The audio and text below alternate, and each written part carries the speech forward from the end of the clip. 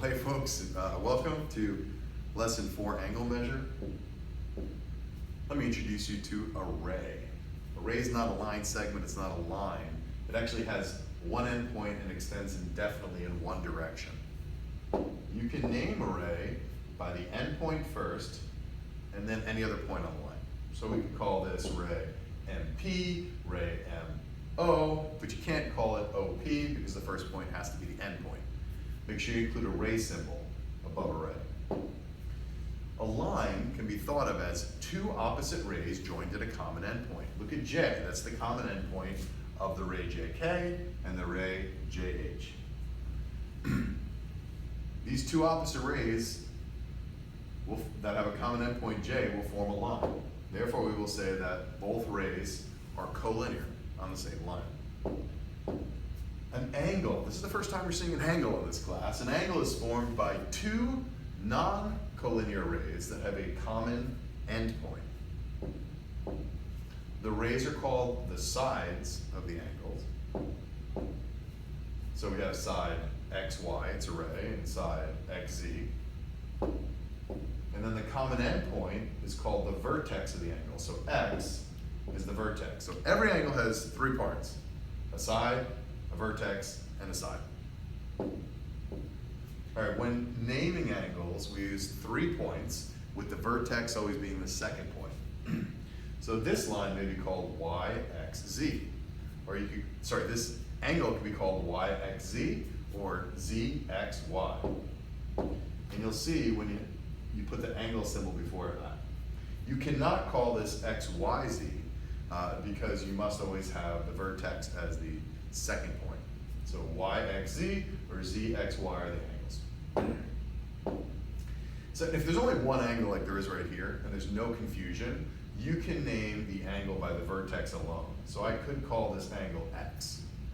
If there were a bunch of angles right here, all at the same vertex, you couldn't do that. Too much confusion. But here we can call this angle X, or just angle 3.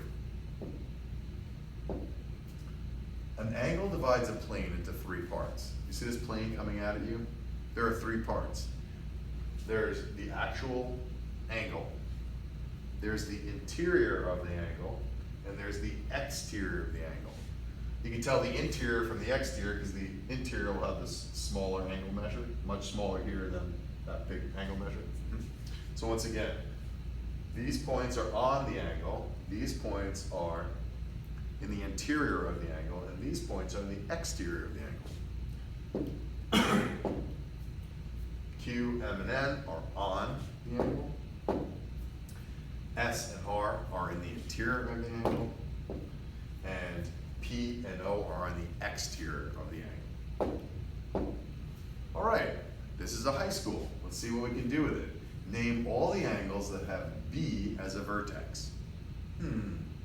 Well, clearly there's this angle ABD, but there's also the angle DBC. So I could call this angle ABD or angle 1, and I could call this one DBC or DBK or DBL or angle 2. All right. Name the sides of angle 3. Well, here's angle 3. Can you see it? Remember, the sides will always be rays. So there's a ray right here called ray BC or BA, and there's a ray right here called CE. Make sure you're including the ray symbol. What's another name for angle GHL? GHL. Well, we could certainly call it LHG. We could call it angle 7, but in this case, we could also call it the angle H. Why do we get to call it the angle H? Because it's the only angle over here. There's no confusion.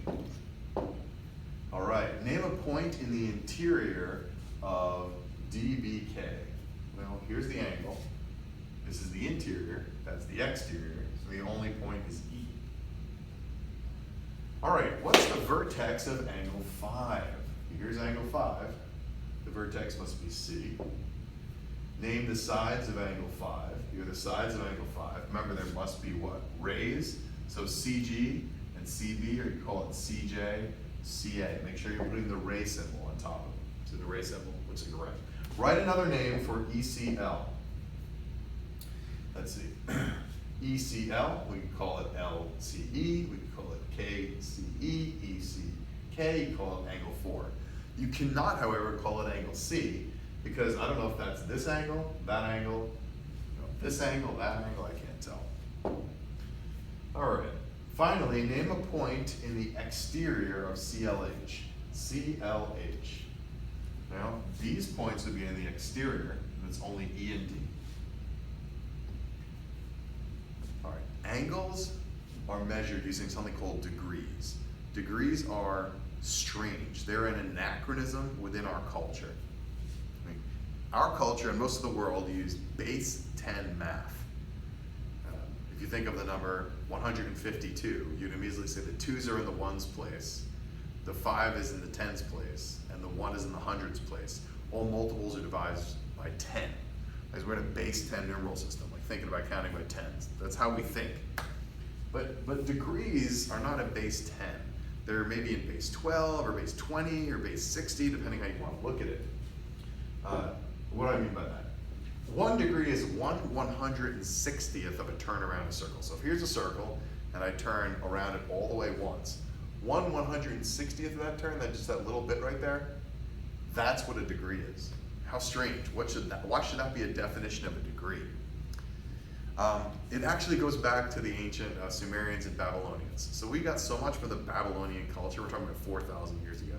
We got so much from their culture, but very little of it has come to our present culture, made it that far, right? Because we also got influences from other parts of the world, namely like the Greeks and the Romans and that which came from the West. But there is still this notion of the base 12, the base 20, the base 60 systems that have come down to us from the Babylonians in degrees and also in terms of your clock. Have you ever wondered why clocks are so hard for kids?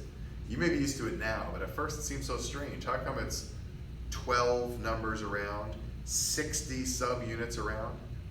It's because that thing is based on base 12, base 20, or base 60. Again, these are Babylonian anachronisms that have hung over.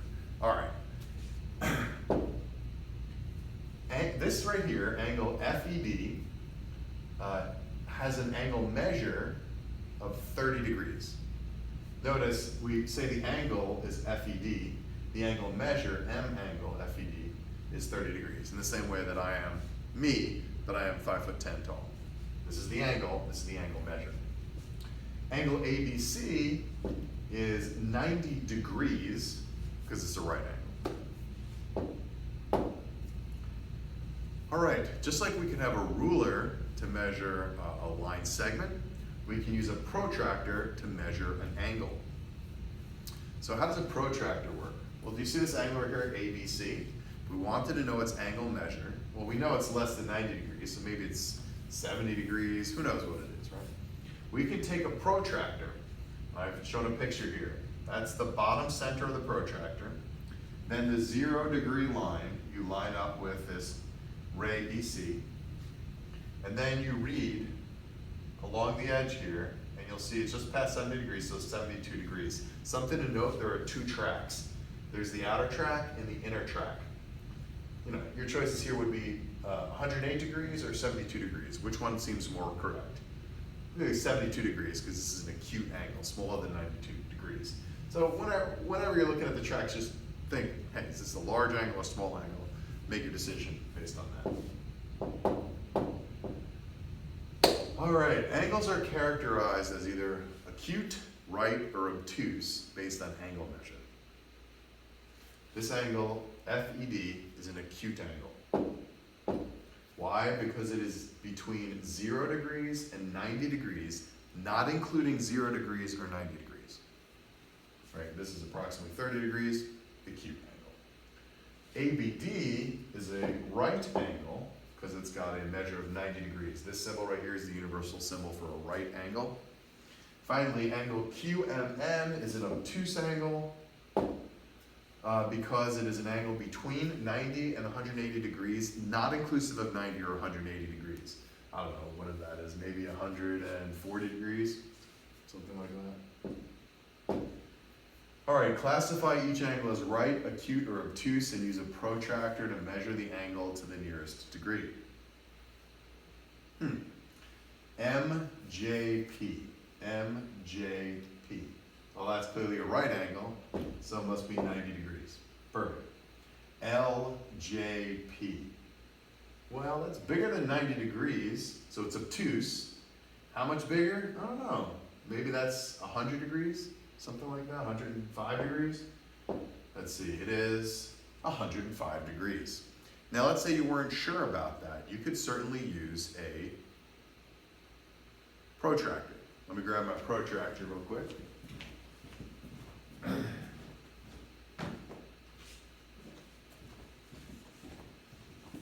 All right, so how am I going to do this? I'm going to measure LJP. I put this in the center point right here, right there on the vertex J. I line up the zeros with this ray, and then I just read off.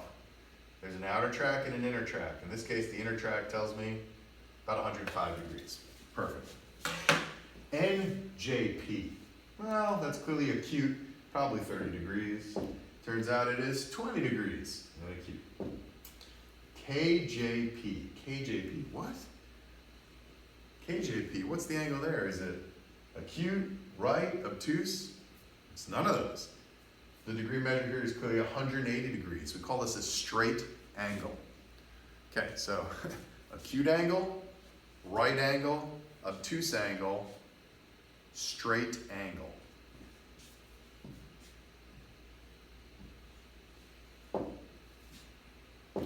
Let's just do a few more here. AFB is acute. Looks like it's about 20 degrees. 20 degrees. We got CFA. Well, that's 90 degrees. How do we know it's 90 degrees?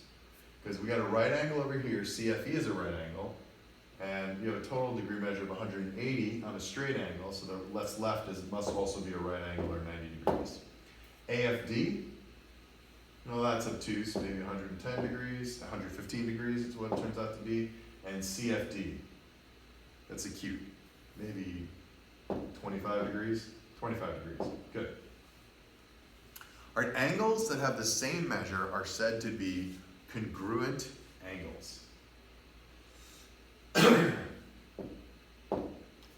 measure of angle ABC equals the measure of angle FED. They both have an angle measure of 65 degrees. Therefore, we say that angle ABC is congruent to angle FED. What does congruent mean? It means the same. In the ancient Greek way of thinking, two angles are congruent if they are the same. In modern parlance, we would say the measure of angle ABC equals the measure of FED. But remember, the ancient Greeks didn't measure. Not when they did math. All right. A matching number of arcs on a figure indicate congruent angles. Can you see there's one arc here and one arc here? That means they're congruent. There are two arcs here and two arcs here, meaning they're congruent. So if I asked you which other pair of angles is congruent, you would say that angle CBE is congruent to DEB. A ray that divides an angle into two congruent angles is called an angle bisector. All right, I'm a person. If you wanted to bisect me, you'd have to cut me straight down the middle, right?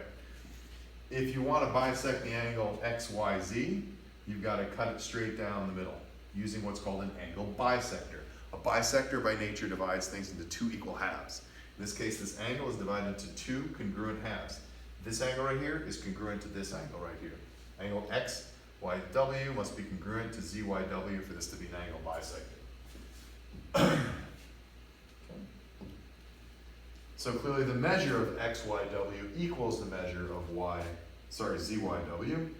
And then finally, just a seemingly obvious fact, but one we should keep in mind always, is that XYW's measure plus WYZ's measure equals XYZ's measure. Small plus small equals big. All right. This right here is written in English. We call this language verbal. In this class and all the way through calculus, you should always say to yourself, I'm going to start with a verbal problem, translate to geometry, then geometry to algebra, and then from algebra solve. It is a great strategy all the way through calculus. All right, in the figure, ray KJ and KM are opposite rays. KJ and KM are opposite rays, forming a line. Ray KN bisects angle JKL.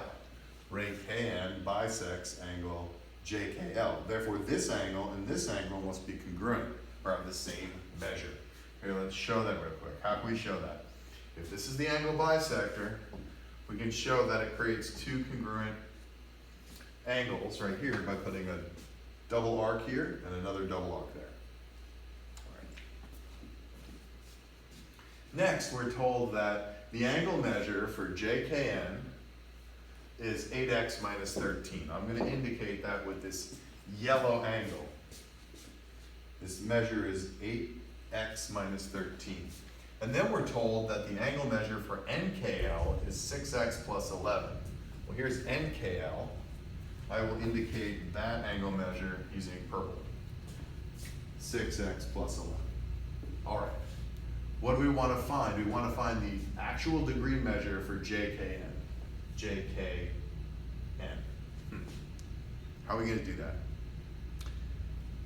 The strategy is always the same in these kind of algebra problems, these one-dimensional algebra problems. That is one unknown. You would need to set up an equation so that you can solve the equation for x. And then once you have the value of x, you're going to plug it back into whatever JKN is, which in this case is 8x minus 13 to get the value of JKN. All right, so what equation can we set up? You can only ever solve for x if you set up an equation. An expression won't do, but an equation will. What equation can you set up here that relates, would you know, these two angles? Can you see it? This angle is congruent to that angle, therefore this angle measure must equal that angle measure. 8x minus 13 is going to equal 6x plus 11. All right, now just solve for x. So what are you going to do? Add 13 to each side, subtract 6x from both sides, divide by 2. Now you got x equals 12. Are we done? No, we solved for x, but now we have to solve for JKN. JKN is right here. So what am I going to do? We'll just plug in 12 for x. We're good to go. So 8 times 12 minus 13, which is 83. All right, once again, in these problems, start out with verbal, move to geometry, from geometry move to algebra, and solve. In order to move from the geometry to the algebra, you have to and solve for x, you must set up an equation. An expression won't do, right? If I have just an expression like this, 6x plus 11, you cannot solve for x. But if I have 6x plus 11 equals 8x minus 13, I have an equation, then I can solve for x. So set up an equation, solve for x, and then plug x back in to whatever it is you want to get a specific value for. Good. Let's remind ourselves about the setup. This is an angle bisector, therefore these two angles, smaller angles, will be congruent. I'm going to mark that with the double arcs. Suppose JKL, this big angle right here, has a measure of 5y plus 2. Okay, I'll indicate that in yellow. And let's suppose JKN is 5y plus 2. JKN, this angle right here, has an angle measure of 5y plus 2. I'll indicate that in purple. All right. I got my geometry down. Now I got to convert to algebra. What am I trying to set up? I'm trying to set up an equation which will then allow me to solve for y, my unknown. So what is a valid equation you can set up here? Okay. If you're thinking, well, I'll just say that 9y plus 15 equals 5y plus 2, you'd be wrong. Okay, because the two measures we have are for 5y plus 2, this small angle, and 9y plus 15, which is this much larger angle. Do you see that? 9y plus 15 is this whole angle, and 5y plus 2 is just this purple angle. All right, so what's the right relationship here? Well, I know that this angle right here is congruent to this angle right here, because it's a bisector. So this is 5y plus 2. This is also 5y plus 2. And small plus small equals big. So 5y plus 2 plus 5y plus 2 must equal 9y plus 15. And I can write that this way. 9y plus 15, the big angle, is equal to 2 of 5y plus 2, 2 of the small angle, because they're congruent angles. How are you going to solve the algebra here? Distribute. And then, right, just move your y's and your real numbers to each side to get y equals 11. Am I done? No. What am I trying to find? JKL. So I just plug 11 back into whatever JKL is, which had a measure of 9y plus 15. I do that and I get 114 degrees. Well, that seems about right. That looks like about 114 degrees. Well, actually it looks like more than that, but the picture's not to scale.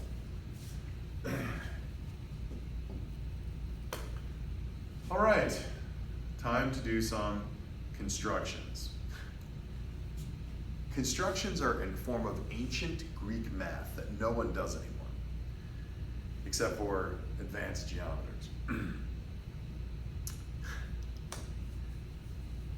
Clearly we're speaking 3 languages in most of these problems we're doing. We're speaking verbal, which is like English, geometry, which are these kind of graphic pictures that we're creating, and then algebra. And we're often doing them in that order and then solving. But there's another language we can speak, which is an ancient form of Greek geometry called constructions. Now in constructions, you only get to use 2 tools. Give me a second, I'm going to grab them. They're a straight edge and a compass.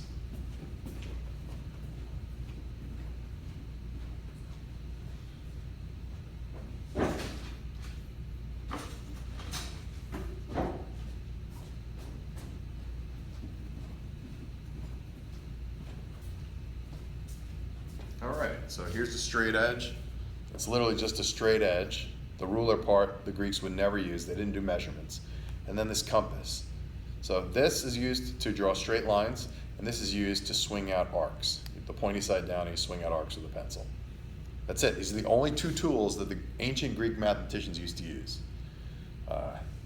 It's like, why? You know? Well, now let me give you a quick history. Come with me. These are your ancient Greek mathematician. Thales or Thales, I'm not sure how to pronounce that. Right here we got Pythagoras. He was in 600 BC and he started a mathematical cult. This cult lasted for some 700 years, 800 years after his death. In fact, there's a philosopher, there's a poet writing in the Roman Empire in the end of the 1st century who talks about 3 people in the same sentence: Socrates, Pythagoras, and Jesus Christ. Pythagoras formed this math cult that lasted 800 years. This guy right here is Euclid, the most famous geometer of all time. In the year 300 BC, he comes up with a book called The Elements, where he proves pretty much all of what we call Euclidean geometry, and it's the most used math textbook for some 2,000 years after his death. Second most published book after the Bible, Euclid's Elements. So why in the world did these guys only allow for a compass and straight edge? I would say it was due to this guy and pride. He had a math cult. He was an aristocrat.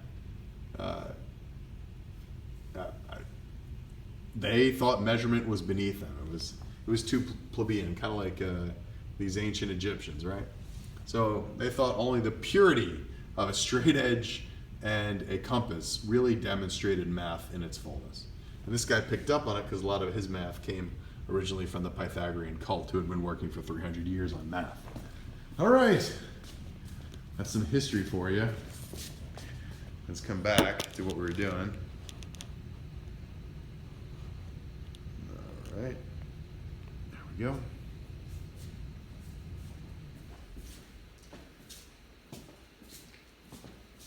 So we have to play their game. If we want to do constructions, which is an ancient form of geometry, we have to say to ourselves, we're only going to use the compass and the straight edge, and we're going to do math their way. It's a fourth language. What are we going to do in this particular construction? We're going to create a congruent angle. We start with an angle B, just draw it, and a ray that starts at the endpoint G. Given this angle B, we will construct a congruent angle to B. How do we do it? The first thing we do is we put the pointer down on the vertex B like this, and we swing out an arc. Where the arc crosses the sides, they're gonna have 2 points, label them A and C. All right, now without changing your compass setting, leave it at the same angle. You're going to put the point down on this ray that starts at G and swing out an arc. Swing out an arc. The intersection of the arc and the ray, we're going to call point H. All right, next thing you're going to do is take your compass, put the pointer on A and the pencil side at C, kind of hold this angle better. Go over to your ray, GH, put down that angle on H and swing out an arc. Where the new arc crosses the old arc, you get a point we should label F. Well, now we have 2 points, G and F. You just take out your straight edge, put it from G to F, and you should be able to draw a line from, called line G, a ray GF. Now what have we done? We created a congruent angle, 2 angles of exactly the same measure, without actually measuring anything, just using a compass and a straight edge. You see it? We started with this angle B, and we ended up with this angle G, and they are the same. They are congruent. We'd make Pythagoras proud. Okay, by the way, your first project will have to deal with using, doing Euclidean constructions, which is what these things are called. Let's try another construction, shall we? What are we going to do in this construction? We're going to bisect an angle. So we looked at bisecting an angle earlier, right? If you have an angle and you have a bisector, it divides the angle into 2 congruent smaller angles. Do you think you can do that with just... That's nice. Do you think you could do that with just a straight edge and a ruler? Of course. I mean, virtually all of proven geometry from the ancient world was due with just a straight edge and a compass. So straight edge and compass is all you need. All right, what are we going to do? First, draw this angle P, right? 2 rays, we call the vertex P. That's just, once you've done that, take your compass, put it on the pointer on P, and swing out a nice arc that crosses both sides of the angle. Then label the intersection of the arc and the sides Q and R. All right, once you've done that, don't have to keep the same angle measure now. You can make it smaller, keep the same size. It's really up to you. All right. What we're going to do, maybe I'll just keep the same size. You don't need to. Put the pointer down on Q and swing out an arc. Now, keep the same angle, put the pointer on R and swing out a second arc. Where the 2 arcs meet, you create a point. Call it point T, doesn't matter. Or call it point X, so let's take an X. Now I take out my straight edge and I connect, or draw a ray from P through point X. Just like that. And I get this angle bisector. What angle did I bisect? I bisected angle P into 2 smaller congruent angles. Created an angle bisector with just a straight edge and a compass.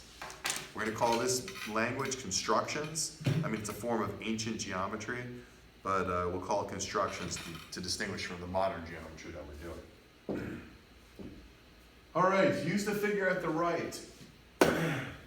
Name the vertex of angle 4. Here's angle 4, so the vertex is U.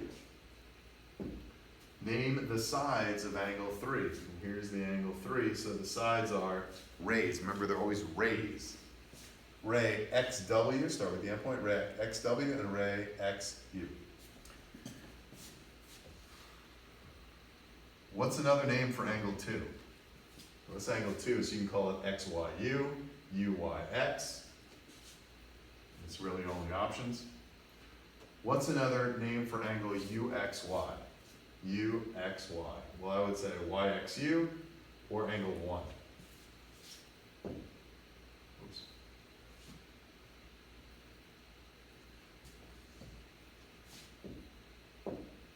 All right. Looking at this diagram, let's go acute, right, or obtuse, and an approximate degree measure. Angle CFD. Yeah, CFD is clearly acute. I don't know, maybe that's 35 degrees. That's 40 degrees. Okay, BFC. BFC, well, we're told by that symbol it's a right angle, so 90 degrees. AFD. Clearly an obtuse angle, I don't know, maybe 145 degrees, 150 degrees. And then AFB, I'm gonna go 30 degrees, 25 degrees, right? And again, if you didn't know how to get any of these angles, and you weren't sure, because you haven't done this before, you could just use your, what is it called? Compass. It's like the equivalent of a ruler, except this is for line segments, this is for angles. Ancient Greeks would never use these things. Here we go. How can we do this? We could put, I'm going to look at this angle right here. This angle right here. I will put the central pointer on F. I will have the 0 degree line up with this lower ray, and then this upper ray here looks like it's coming in right around 25 degrees. Yep, and that's what it is, 25 degrees. Great. A few more problems and we're done. What language? Verbal. What are we going to translate to? Geometry. Then algebra. Then solve. We're done.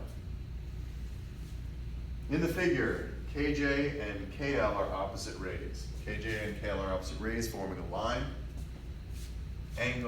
Ray KN bisects LKM. So KN, this ray bisects LKM.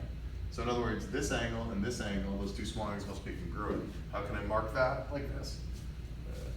Single arc and a single arc.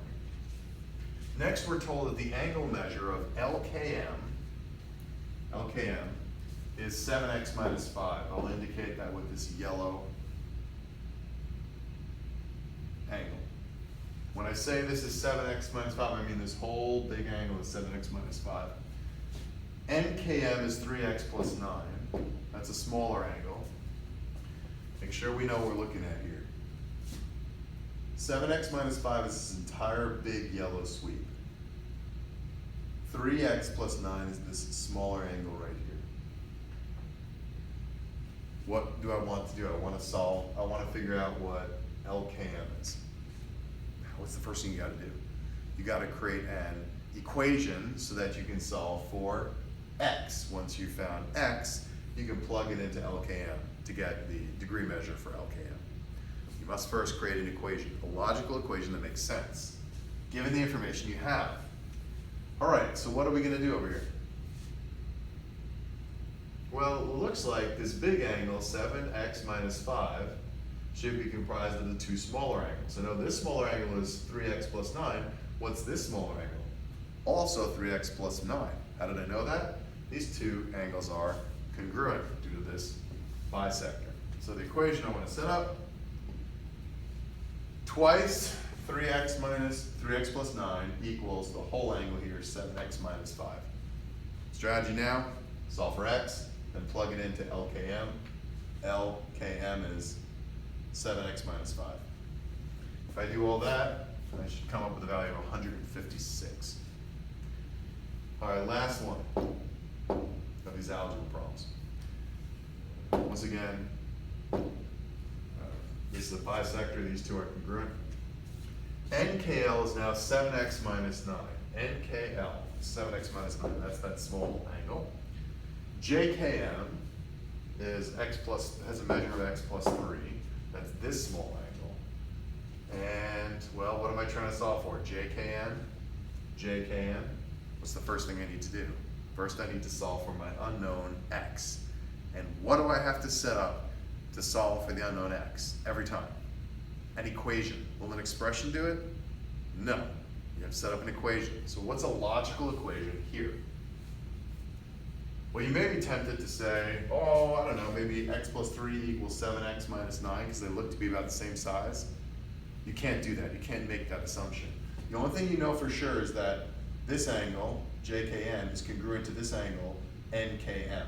You have no idea about this angle, MKJ, how it compares in side to these other two angles. These two are congruent, you don't know about that one. So that strategy's out the door. So what could we do? The key is to see that this angle plus this angle plus this angle equals the biggest of all angles. Small plus small plus small equals big. How much is the big angle, by the way? It's a straight angle, right? So it's 180 degrees. So small plus small plus small equals 180. That'll do it. That's an equation. Well, here's a small, x plus 3. Here's another small, 7x minus 9. What's this guy going to be? Also 7x minus 9, because these two angles are congruent. Absolutely. So x plus 3 plus 2, 7x minus 9 equals 180. Solve for x, and then plug x back into JKN. What's JKN going to be? X plus 3 plus 7x minus 9. Remember, that's a 7x minus 9. Okay. And you should get 98. All right, last of our practice problems for the day. Here we go. A miter cut is used to build frames, picture frames with corners that meet at right angles. See, this is a picture frame. This is a miter joint. What's happening here? Let's assume this were like a piece of wood, if you can see this. All right. This piece right here doesn't have a flat top. What's happened over here? They've made a cut right here, a diagonal cut. That's a 45-degree cut. So this angle right here is 45 degrees. You do the same thing with this piece. Again, it would have a straight top. You get your saw, set 45 degrees, cut. And you put these two pieces together to form a joint and glue them together. Jose miters the ends of some wood for a picture frame at congruent angles. What's the degree measure of his cut? Well, we just said they have to be two 45-degree cuts. 45 degrees, 45 degrees. Together they make one 90-degree angle. All right. What does the joint represent in relation to the angle formed? What does the joint represent in relation to the angle formed by the two pieces? What does that even mean? What's this joint thing they're talking about? That's the joint, the glued together region. So you have a 90-degree angle, a 45 and a 45, and you have this joint right here. Look at it in 2D. That's a joint. So what does this represent right here? What does this joint represent? What does it do to this angle that's 90 degrees? It divides it into two 45s, yes? So this must be a what? An angle bisector. An angle bisector bisects a 90-degree angle into two 45s, two congruent angles. All right, folks, here's your homework. Lesson 4, numbers 13 through 51 on. All right. I know that was a lot. You can do it. Talk to you later.